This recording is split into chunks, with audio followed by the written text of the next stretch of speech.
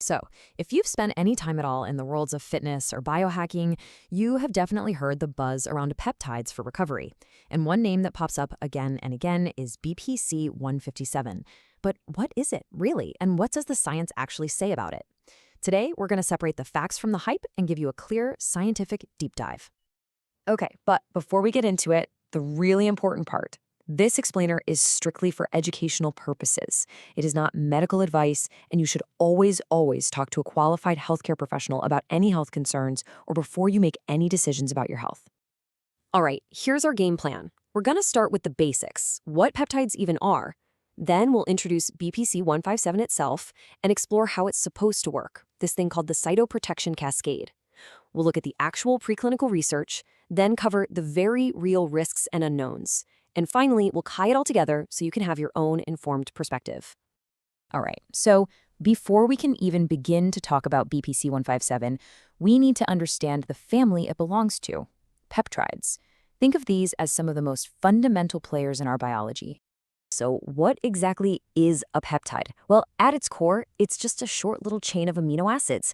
And you probably remember from biology class that amino acids are the building blocks of proteins. But peptides, they're much smaller, and their main gig is to act as signals. You can think of them like tiny, super specific messenger molecules carrying instructions from one part of your body to another. And you know, this isn't some weird foreign concept. Your body is making and using peptides all the time. Insulin, the stuff that manages your blood sugar, that's a peptide. Same with endorphins, your body's own built-in pain relievers. Peptides are a totally normal and absolutely essential part of how you function, day in and day out. Okay, now that we have that foundation, let's zoom right in on our main subject. This is a very specific synthetic peptide, and it has a pretty fascinating origin story. BPC 157 stands for Body Protection Compound 157. It's a chain of 15 amino acids. Now, what's really interesting is where it comes from. BPC 157 is basically a small piece, a fragment, of a much bigger protein that's naturally found in our own stomach acid. Researchers took that specific sequence and created a synthetic, lab-made version.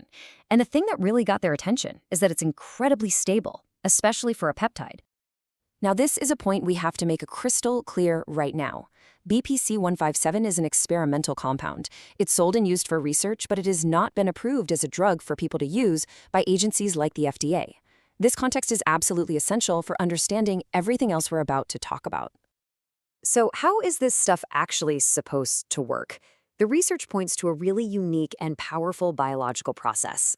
Let's break down this proposed mechanism, which scientists call the cytoprotection cascade. This is really the heart of the whole BPC 157 story. So the journey starts with administration, which is usually an injection or sometimes taken orally.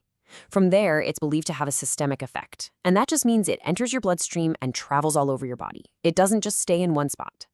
The theory is that it's then drawn to places where there's an injury, and that's where it interacts with your cells to kick off a protective response. The key idea here is a concept called cytoprotection.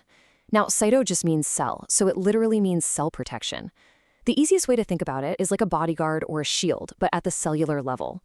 But it's not just about patching up one cell, it's about starting a whole chain reaction of events to protect tissue from a threat. This concept is the key to understanding the theory behind BPC 57. So what's it protecting? Well, the main target seems to be the endothelium.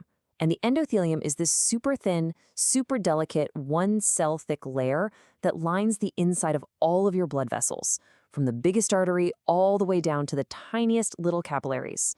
According to the research, keeping this lining healthy is the first and most critical step in how BPC 157 is thought to work.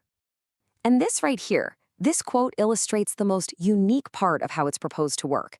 It's not just about healing what's broken.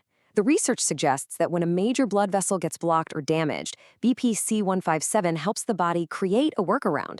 It activates what are called collateral pathways. Basically, as the quote says, it upgrades smaller nearby vessels to take over the job.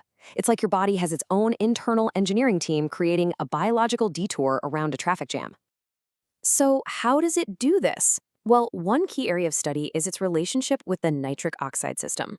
Nitric oxide, or NO, is this critical molecule that tells the muscles in your blood vessel walls when to relax, making them wider, or when to constrict.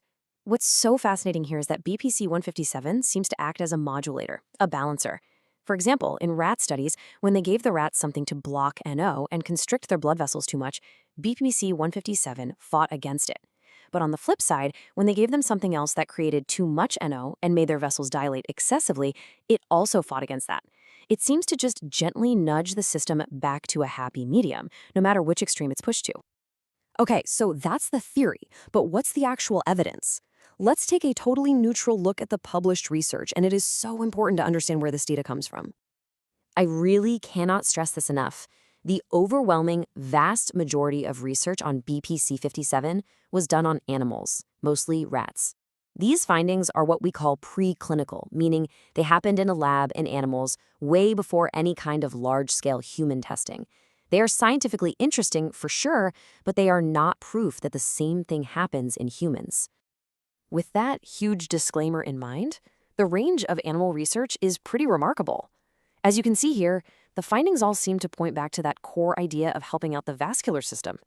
In rat models of a heart attack, it seemed to reduce damage. When they blocked major vessels, it helped activate those detour veins. In studies on toxicity from things like alcohol, it appeared to protect organs. In a really dangerous condition called abdominal compartment syndrome, it helped get blood flowing again. The common thread running through all these different situations is that vascular recovery and bypass mechanism. When you look at a list like that, it's pretty easy to see why there's so much hype. And it leads to the obvious question, is this stuff some kind of miracle cure? Well, this is exactly where we need to stop and look at the other side of the coin. Because with any experimental compound, no matter how promising it sounds, the positive data is only half the story. To get a truly complete picture, we have to talk about the risks, the warnings, and the massive gaps in what we know. Let's just walk through these because every single one is critical. First, the lack of human data is huge. The long-term safety for people, we just don't know. Second, since it's not an approved medicine, it isn't regulated like one. Third, that means it's often bought from unregulated research chemical suppliers, where you have no guarantee of purity or quality. Fourth, there is no medically established safe or effective dose for humans. The dosages people use are mostly guesswork based on animal studies or just anecdotes. And finally, remember that systemic effect? A compound that messes with blood vessels all over your body could have widespread unintended consequences that we just can't predict yet. Okay, let's pull all of this together now and figure out what we've learned so you can walk away with a clear and balanced view of things. So here's the bottom line. BPC 177 is a scientifically fascinating peptide, no doubt about it. The proposed mechanism, this idea of cell protection centered on blood vessel health and creating biological bypasses, it's compelling. But, and this is a huge but, the evidence for these effects comes almost entirely from preclinical research in rats. The journey from promising animal data to a proven, safe, and effective therapy for humans is a very, very long one that, for BPC 177, has not yet been crossed. And that really gets to the whole point of what we're doing here. Knowledge is power. The goal isn't to tell you what to do, but to give you the clearest possible picture of the science. Because the more you truly understand, the safer and more informed your choices are going to be. This was Doc Pep, explaining complex things simply so you can decide for yourself.